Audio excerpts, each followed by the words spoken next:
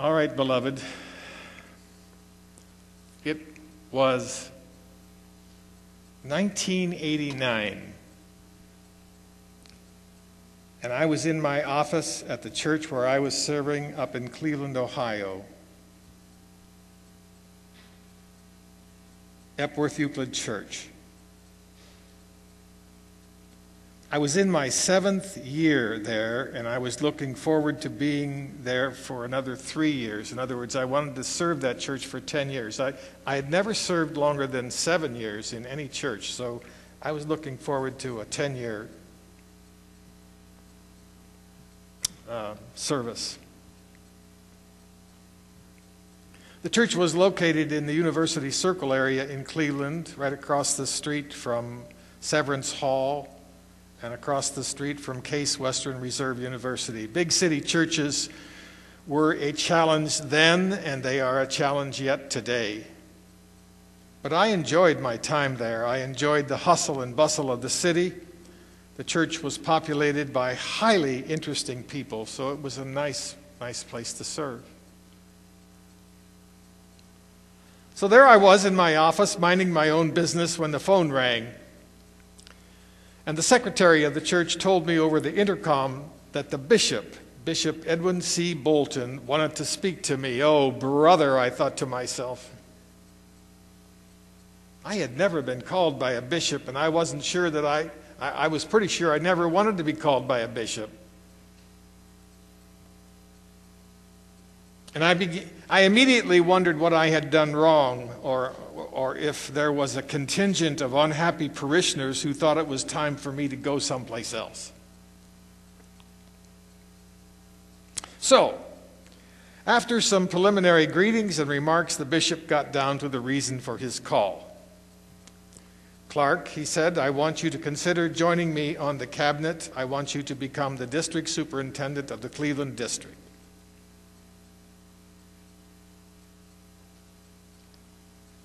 What's wrong with this bishop?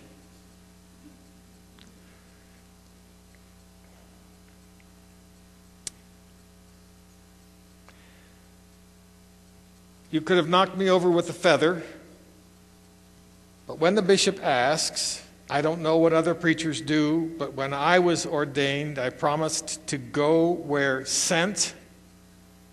And since the bishop told me what he wanted me to do, I did not hesitate, and I said yes.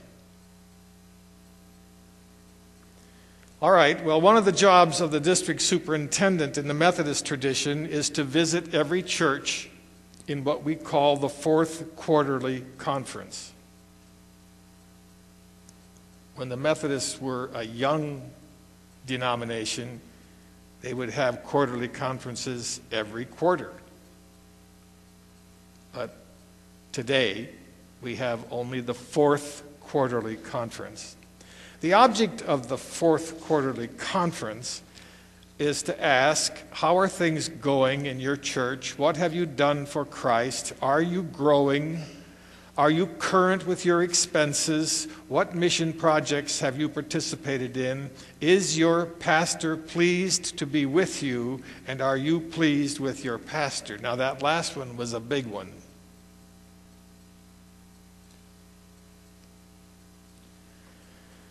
And I had responsibility for 51 churches. And I had to see them between September the 15th and December the 15th. Needless to say, I was busy. But I decided that I would begin every charge conference with a devotion centered on this passage of Scripture which was read for us today, and which you read as well. John 3:16 and following. Those of you in the congregation here this morning who are old enough will remember, perhaps,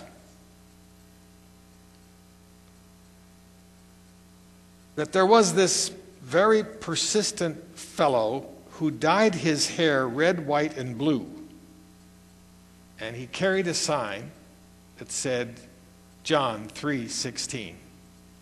And he would do everything he could do to get on national television. So he would position himself at ball games and at golf matches or a boxing event or anything where he could be in the line of the camera, because he wanted America to read John 3:16. I kind of felt like that guy because I began 51 charge conferences using that text, John 3:16, as the basis of my devotion for the meeting that was to follow. And I came to appreciate the simple message of John 3:16 and following. Because John 3:16 is a simple statement of the gospel in miniature. There's a lot to be said about the value of simplicity. I want to try to make the case today for simplicity. Over the years, it's my opinion that some of the interpreters of the Christian faith have complicated the theology of the church unnecessarily. We've made it too complicated, and it's not necessary. Complexity is the opposite of simplicity. This sermon is my attempt to state the case for simplicity. Complexity begets confusion. Simplicity begets understanding. Let me illustrate. The whole idea that Jesus offered himself as a ransom for my sin complicates a simple idea. This idea that Jesus' death paid the price for my redemption is a complication. The idea that God needs a sacrifice is an ancient idea that I'm not at all sure it any longer holds water. Did it ever hold water? I don't know. It's been around for a long time, this idea that God needs a sacrifice. Where did we get this concept that God demands a sacrifice? I think it grew out of pagan religions. It grew out of a very shallow idea that God needs to be appeased, that God needs to be placated. And so people killed a lamb, or they would kill a pigeon or a goat instead of killing one of their children. Nearly all the ancient religions held on to this idea that God was an angry God. It rested on the idea that God needed sacrifices to satisfy an angry God. To satisfy his anger toward the human family.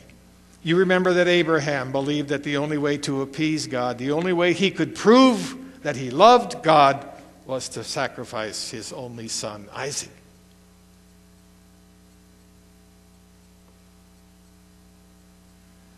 Christian theologians coined a phrase to embody and to codify this practice. They called it the substitutionary atonement theory.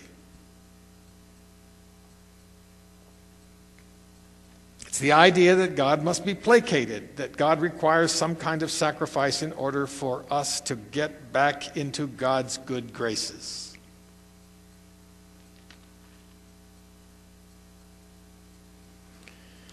Well, to this preacher, it's a complication that is not helpful and one that requires us to think of God as a slightly larger human being who pouts and mutzes unless a sacrifice is made.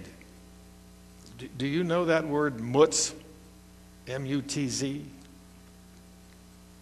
That's a grandma candle word. That's a grandma candle word. My grandma. Not that grandma that were there, not that one. My grandma. It's a word to describe what children do when they have been corrected or punished. They wander off to sulk or to mutz. You get that? You got that? They go somewhere where they can feel sorry for themselves. Oh, isn't it terrible? Grandma hurt my feelings.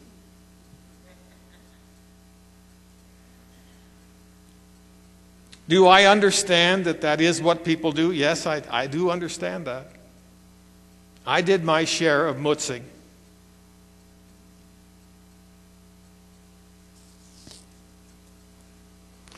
But the fact that people pout, that people sulk, and that people mutz is no guarantee that God does.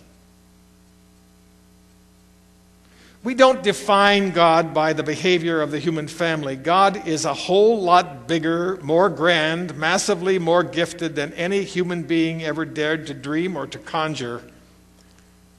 And why must we complicate a pretty simple idea? The idea that God required Jesus to die in order to pay the penalty for yours and my sin is a complicated idea that I just don't think has a lot of merit. The God we worship is a God whose creative power is immensely more hugely evident than we can calculate or imagine. The human family is only beginning, we're only beginning to understand this universe where God is at work. A universe so vast, so immense, so massive that we must stand mute in front of it. And I say that to you because we have no words that can describe all that it means. That God fashioned this universe and that we have been given this gift called life. It's remarkable. There is a power at work out there in the cosmos giving shape and direction and purpose to this evolving workplace that we have called the earth. God does not communicate with us directly. God does not speak Russian or Hebrew or English or Greek. Yet God's Spirit, God's Holy Spirit, hovers over us and is beside us and undergirds us. We witness God's affection in the gift of life, not just human life. Yes, we know a little bit about human life. We know something about human affections. But Linda and I have birds who have built nests on the front and back porches of our house. We claim title to our house, but the birds own it. They own it. These birds work tirelessly to care for their babies. I tried to discourage them from building their nests because they are so messy, it's unbelievable. They are messy. And they are not only messy, they are determined. As I said, I tried my best to discourage them. They would have none of it. They would not be discouraged. They have built their nests there for 9 years now. I've been cleaning up after them. And they're going to do it again for the second time this summer, whether I like it or not. The issue is closed. And this afternoon, when I go out on the porch to read the paper, they will scold me and torment me until I leave the area because this area is theirs. They claim it and they own it.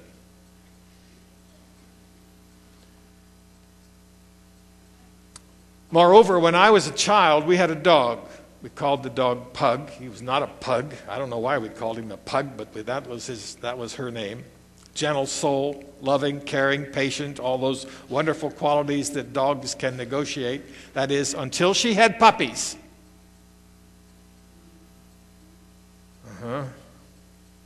When she had babies, she let us know in no uncertain terms that those puppies were hers. They were her responsibility, thank you very much. And her message was this: I'll tell you when you can touch them, and you don't touch them before I tell you. Until you get the word from me, you leave them alone. Which is simply my simple way of saying that there's a morality built into the very fabric of nature and of the animal family.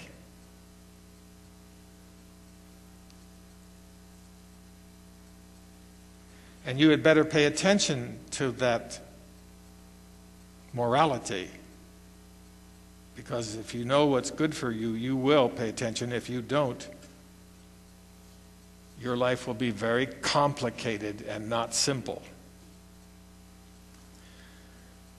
Linda and I journeyed I think 7 years ago, I'm not sure. We journeyed to Alaska. And she's lobbying very hard nowadays to go back to Alaska again. She's trying to make me poor. I'm on to her. Vast areas of Alaska are wilderness, untrammeled, unspoiled, unspeakably beautiful. God speaks to us in beauty. At least he speaks to me in beauty. I hope he speaks to you in beauty as well. I hope you see God in beauty. God also speaks to us by giving us guidelines, the 10 rules for living. If you want to call them commandments, it's up to you. The 10 rules for living, about how we relate to each other. And if you pay attention to the simplicity of them, I think good things happen. But if you lean on them so hard that they get twisted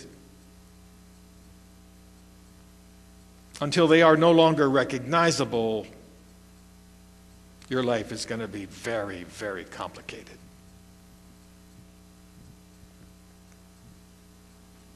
That's when everything and everybody gets confused, bent out of shape, misguided, misdirected, misshapen. But it doesn't have to be that way. It's not terribly complicated, this business of the gospel. Oh, it can be unbelievably complicated, but if we apply the practice of affection, that simple business of caring about other people, if we will treat others the way we like to be treated, chances are pretty high that we will work things out for the good. It's when people pretend that they are the only ones who matter, when people pretend that they are more important than everybody else, than all others, that things become unspeakably, unbelievably complicated, twisted, demented. If you want to try a little experiment in this, just try lying all the time. First you lie once, but then you have to lie again to substantiate the first lie. And then you have to lie some more to substantiate the first 2 lies, and 4 lies, and 14 lies, and 37 lies. And life gets so complicated that you don't know which end is up.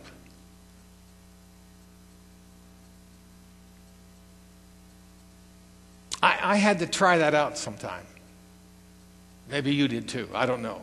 I had to try that out sometime to find out just how complicated and how difficult life can be.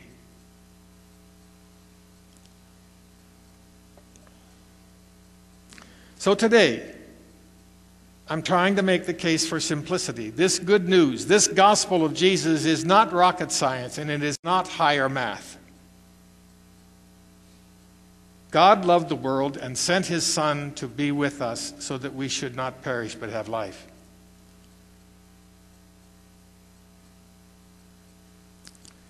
Now you'll notice, if you're listening carefully, you'll notice that I did not use the only word. God sent his only Son. I did not use that word, only, because I think it complicates everything.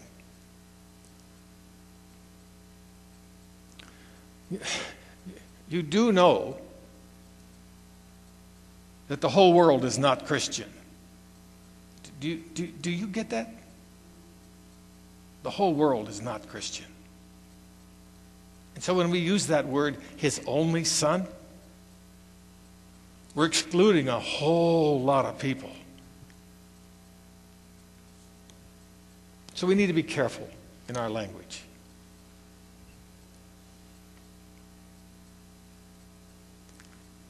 God loved the world and sent his Son to be with us so that we should not perish but have life. God is not in the business of condemnation. God sent not his Son to condemn the world, but that the world might be saved, that the world might be beautified, glorified, empowered, improved, healed. If you insist on making that more complicated, I'm not going to stand in your way. I'm not going to scold you. I'm not going to condemn you or say all manner of evil concerning you. You're free to interpret the text as you choose. I just think that the simple act of treating people with kindness goes a long, long way toward making the world a better place. And if I have it wrong, which is, of course, very possible, if I have it wrong, if I'm failing to understand the basic human relationships, I'll do my best to correct myself, but I don't really believe that I have it wrong. I think Jesus had it right. I think Jesus preached a simple gospel. It was and it is something that we can do. We can do this. We can do this.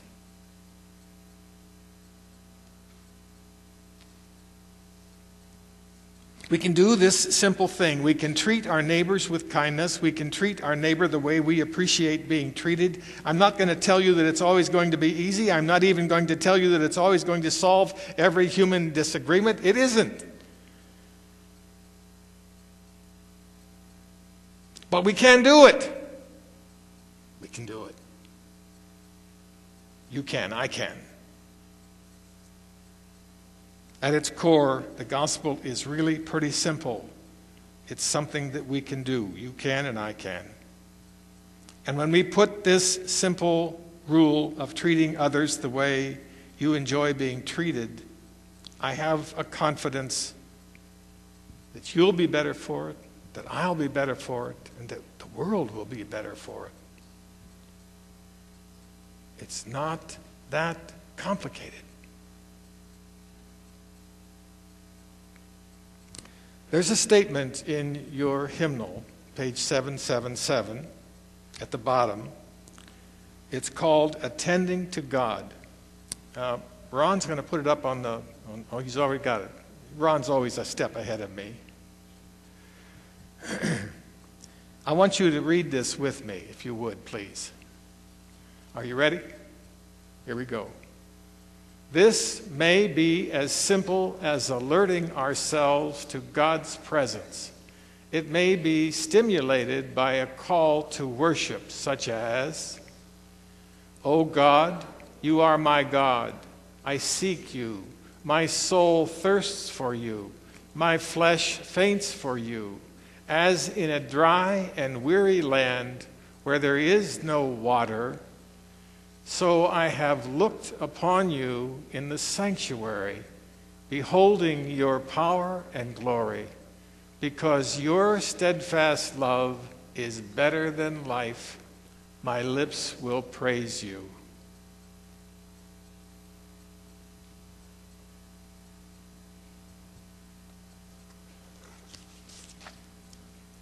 We can do this.